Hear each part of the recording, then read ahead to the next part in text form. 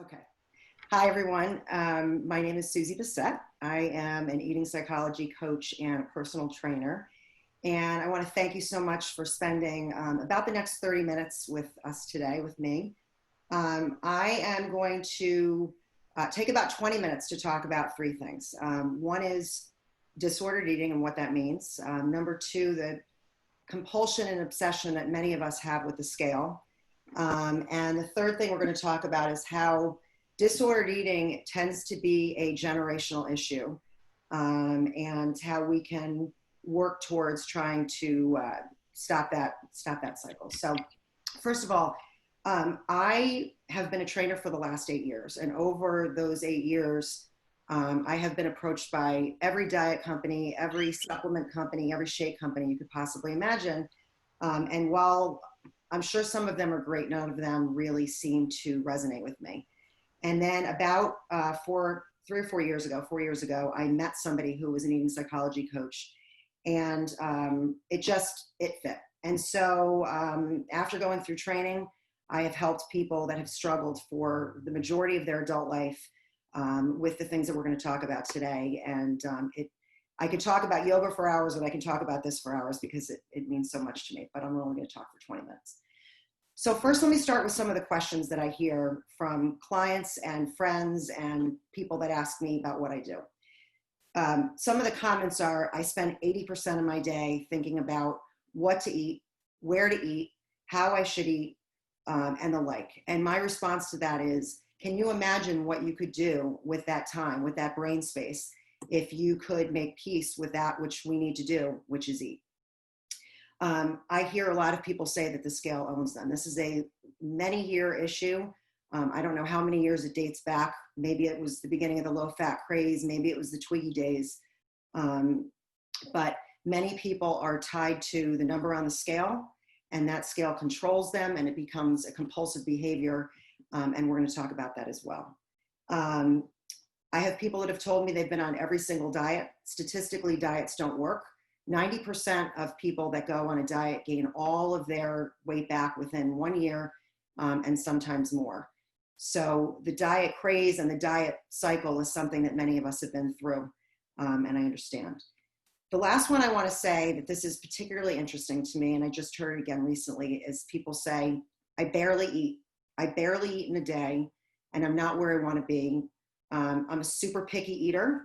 There's not that many foods that I like, and so on. And my response to that is, I believe that over time, people train themselves to not eat as much. They train themselves to be a picky eater because they're afraid of food. And in the work that I do, I believe that there are no bad foods. There are food sensitivity, food issues. There might be metabolic issues. That's not what we're talking about. We're talking about purely people feeling worried and concerned about specific food groups, trying the next fad, etc. So with that, I want to talk about disordered eating and what that is. We hear a lot about disordered eating today, mindful eating.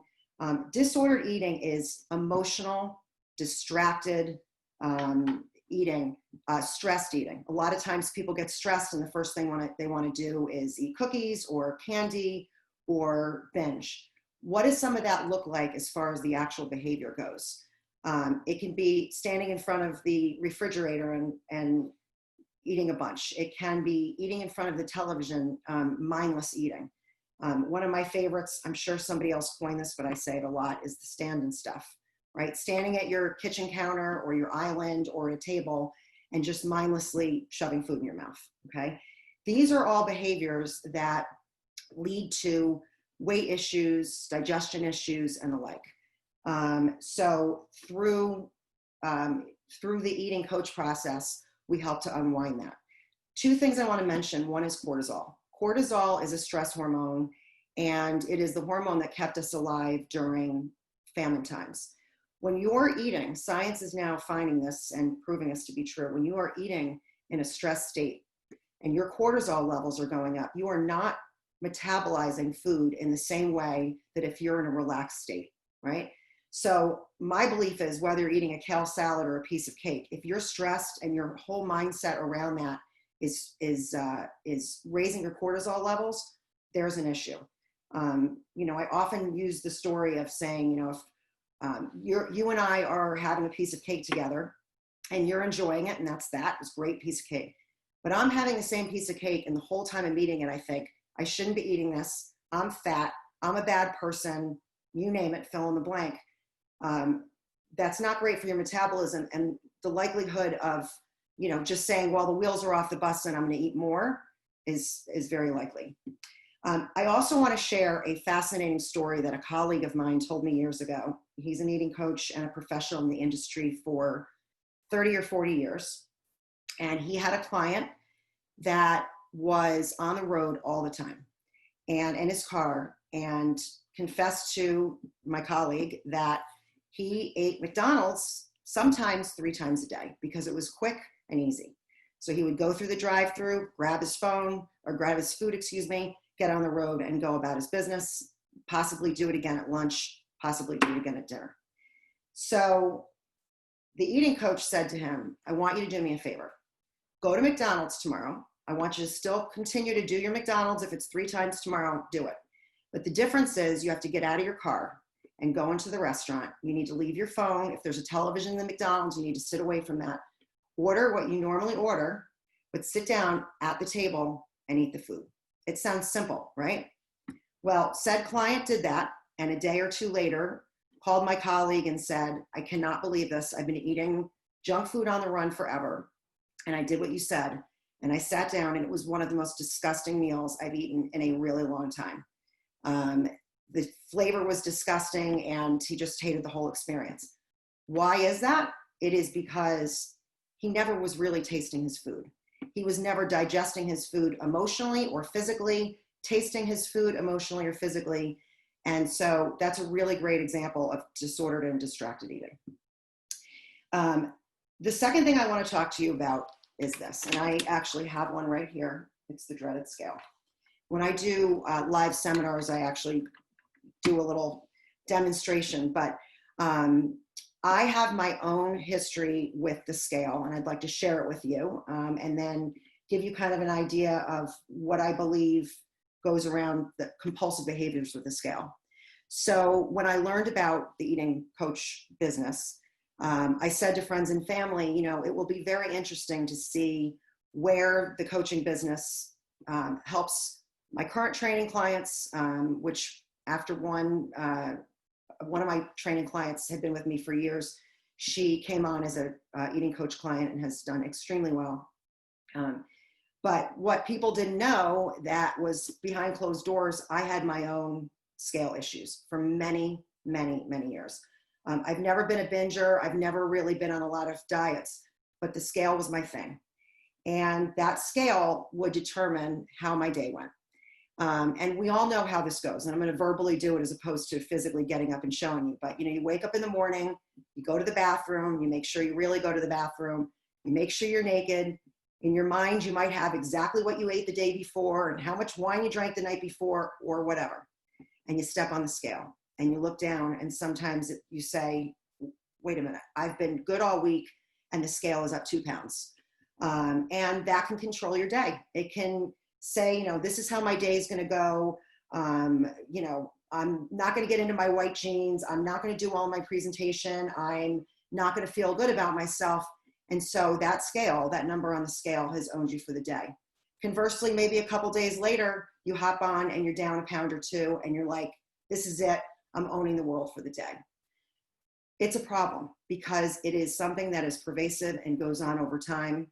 And what I've realized through not only my work with clients, but my own experience is that it's a control thing. It is something where you can get on that scale and look at the number. And if everything else is out of control, then that scale will, you know, theoretically keep you in check. When numbers can lie, and that is a whole nother discussion. The scale can be up for a variety of reasons, hormonal reasons, bathroom reasons, a big meal the night before. So there's a lot of reasons that that can happen. And walking away from the scale is one of the best things, at least initially in eating coach world and work that you can possibly do. The third thing that I want to talk about, and this is this is a kind of a big topic, and that is generational behaviors. There are a lot of cultures and religions that believe there is no problem that food can't fix. And that, it's, eat to be happy, eat to celebrate. A lot of times people are rewarded with food and, reward their children with food. But it's also problems with parental messaging down to children. So parents that just don't understand, very well intended, may say to their kids, just don't eat so much, or maybe make sure you're on the scale more so that you can really take a look at what the number is. Parental food struggles are passed down from not only mothers to their children, but fathers to their children as well. So, how do we unwind a lifetime of disordered eating and stop the cycle? And that is something that happens over time. One of the people, I can't see everybody, but one of the guests that we have on today, I wanted to do an introduction. Dr. Randy Tomasulo, who is not only a personal friend, but an endocrinologist here in Fairfield County. She started her own practice, and we have joined forces, and we have a group now called the Metabolic Connection. And what we're doing is we are offering a unique and complete approach to metabolic issues and disordered eating.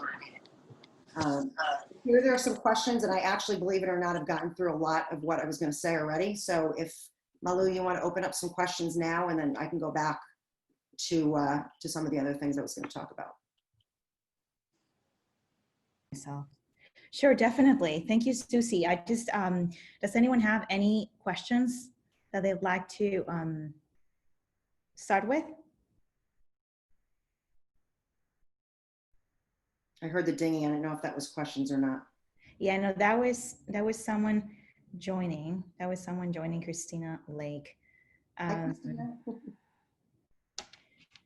Yeah, and I think, I guess one question I have, Suzy, is about, like, how do you, how does the process look like for just coping with this sort of vicious cycle of the scale? That's a great question. So it definitely takes time to unwind a lifetime of disordered eating. The way it works with me is we go through, it's about a 12-week program to start. And this is something I must say, this is not me sitting down with my clients and saying, you're going to eat this, not that. Okay. Mm-hmm. One of the things, as my client Jess said in a testimonial, is that when we first sat down to the intake program, and the intake program, just like you would do with a personal trainer or a physician, is I ask a lot of questions, and it's about, depending on the individual, it's about a session and a half to 2 sessions. And yes, we do talk about, what diets you've been on, what your weight history has been, how you got there. But we really also talk about your feelings about food. We talk about, when you go out with friends, do you really monitor what you're eating? Are you, looking around at the table and and figuring out what you should be doing from there? I talk about and ask questions about family history and so on. From there, the work begins in figuring out who the client is as an eater. And that sounds so strange. And I remember when Jess and I went through the beginning of the program, she looked at me like I had, 3 heads.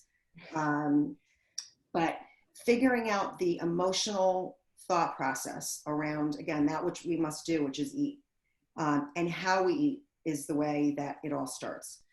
The other thing that people find extremely relieving and peaceful is that I don't ask for a food journal. And for the first 2 months, you're on a no diet. And that is something that anybody that's come to me or I've talked to has never even heard of before. They're so used to going to professionals, very well needed in very specific situations, but that say, give me a food journal, tell me exactly what you're eating every single day, and then eat this, not that. We get to all of that down the road. We get to much more specific food topics and discussions. And if somebody has emotional issues around even certain food items, we talk about that. But the first really couple months, at least, 6 sessions or 8 sessions or so, we are specifically on a no diet diet, which means not only am I not asking for food journals, but I also ask my clients to put the scale away. And I will tell you that I've had people that have had a hard time with that because they're so used to weighing themselves every single day, which Right. is not necessary and not great. They are, they are looking to find out what I think is good food and not.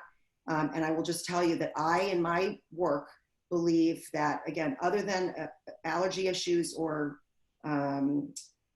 metabolic issues, that there really are no bad foods. So that's kind of how we start. Great. That's great. Thank you. And we have one question coming in. What do you do if you notice your daughter is exhibiting this scale behavior? Okay.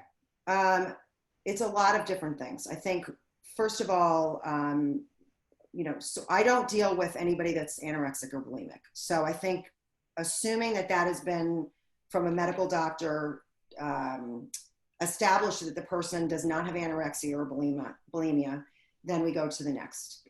And I think, noticing these habits of distracted eating, obsession with the scale, self-image and all of that is very common, especially not only in young girls today, but even in boys. I mean, there was a horrendous term I hate to use that came up years ago as manorexia.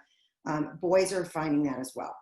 So there's a bunch of different things. I think, first of all, the messaging that comes from the parent is extremely important. And I know sometimes that messaging might need to be switched mid-parenting way. But one of the things that I did even with my own kids was to say, listen, I don't want to make you crazy about what you're eating. It's a slippery slope because in many situations, if you leave a kid to their own devices, they're going to be in the cookie jar and the candy jar and eating, garbage every single day, right? On the other side, if you're on them all the time and constantly saying, you need to lose weight, you're eating like garbage, picking on them all the time, then that's where that all comes in. So I believe the first part of it is to sit down with your child. Again, obviously, if you think there's something medically going on, then talking to their pediatrician, I always defer to that first. But then sitting down and having an honest conversation, say, listen, I don't want to make you crazy about this. If I leave you to your own devices, you're going to eat, potentially eat a lot of garbage, and that's not healthy for you. On the other side, I don't want to create an emotional issue around that and start from there. I think that, probably a super young child would benefit from maybe a psychologist outside of the eating coach world. I think anybody can benefit from a psychologist outside of that, because I just want to be very clear. Not only do I not counsel anorexic or bulimic clients, I am not a psychologist and eating psychology coach. So very different. Never want to make anybody think I cycle over, but I think having an honest conversation and trying to work through what looks right to the child, and then certainly somebody like me can help ask the right questions and guide them on the right way. But it is, as somebody that's a mom of an 18-year-old and a 15-year-old, and I've been very, very conscious of, especially with my daughter, making sure that she feels healthy and is fit and is making good choices, and trying to coach her to do some of that on her own, along with providing healthy food choices as well. Mm-hmm. Thank you. And we have another question. Can you explain the differences between a nutritionist and an eating psychology coach? Absolutely. So let me just say again, I know nutritionists. I have friends and actually a family member that's a nutritionist. This is nothing against them. The majority of nutritionists that I know, I'm not going to say all, are very much based on science-based, right? So they're going to probably want a food journal and be very specific about what your needs are. So for example, Dr. Tomasulo has metabolic clients that need to have a very specific dietary setup, and that's where their nutritionist is going to come in. I come at it from a different approach. And I start from, again, the emotional side of it.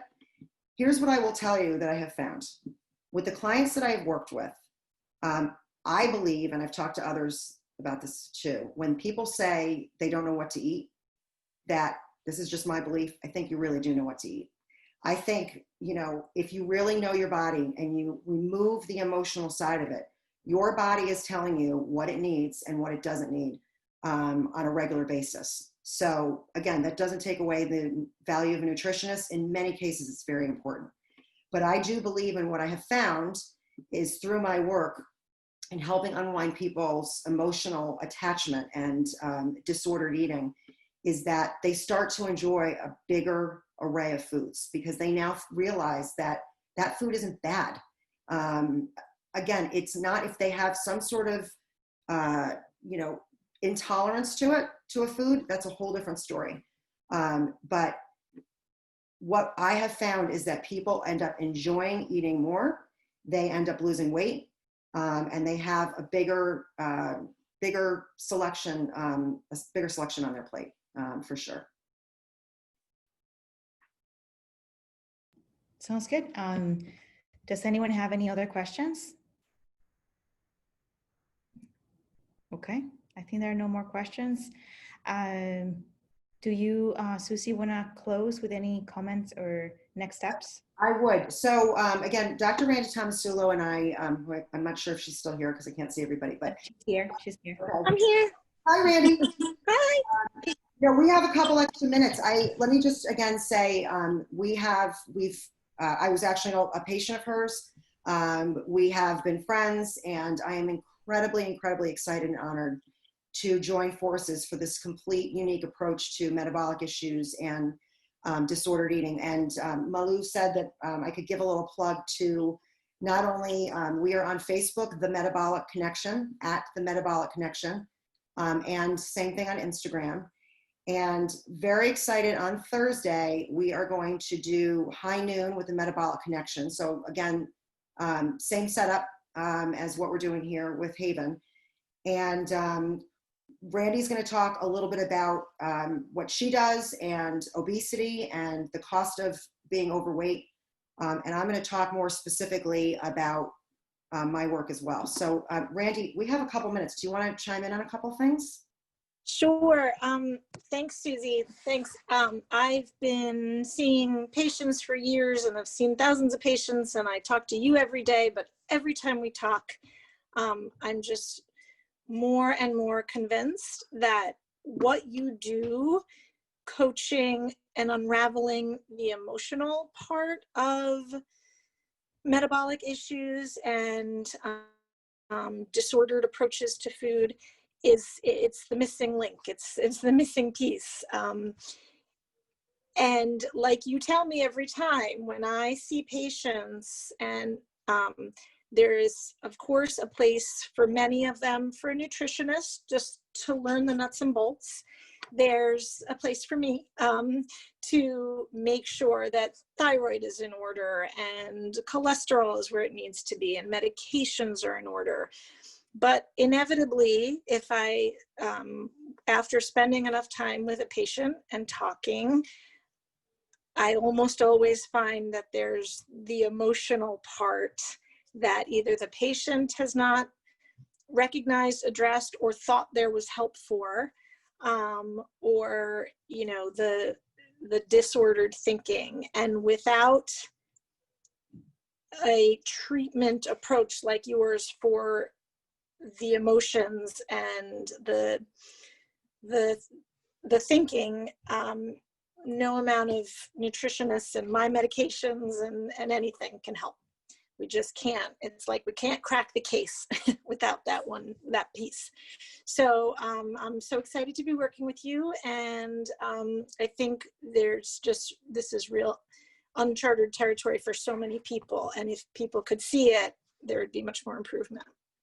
I appreciate that, Randy, and I'm so excited to be working with you as well. I will tell you that this has been a difficult, because it's what I do is so unique, and people are so used to having professionals say, eat this, not that. And frankly, not ask them. One of the questions that Randy asks for patients on my behalf is, what is your relationship with food? Not only who are you as an eater, but what is your relationship with food? And I have asked the same question to people, and people are dumbfounded because it's like, what do you mean? And when you spend your entire life doing something that you have to do, eat, right? But with a mental stance that you don't realize is affecting so much of your day, your metabolism, and your health. It's been a very interesting discussion with many people because it's just so unique. But I believe in my heart of hearts that, especially when I received testimonial updates from a couple of my clients who had great success, and I'm very happy. They're the ones that do the work. I'm going to tell you right now, it is a lot of work. And I forgot to mention this. One of the things that I do, and I've done many clients online. One client, Jess, actually lives in Philly, and we did 18 of her 20 sessions on FaceTime. So you can be anywhere. I just want to let you know that. But I either give you or you get a journal. And the work after we do the intake session is that I give you homework every time. And again, it's not me asking you for a food journal or asking you what you weigh. It's a very, very different approach, but you have to do the work in order to get the other side, the results, just like anything in life. But thank you for your words of excitement and wisdom, Randy. And I think we're really together going to help a lot of people. And I hope that we can help you.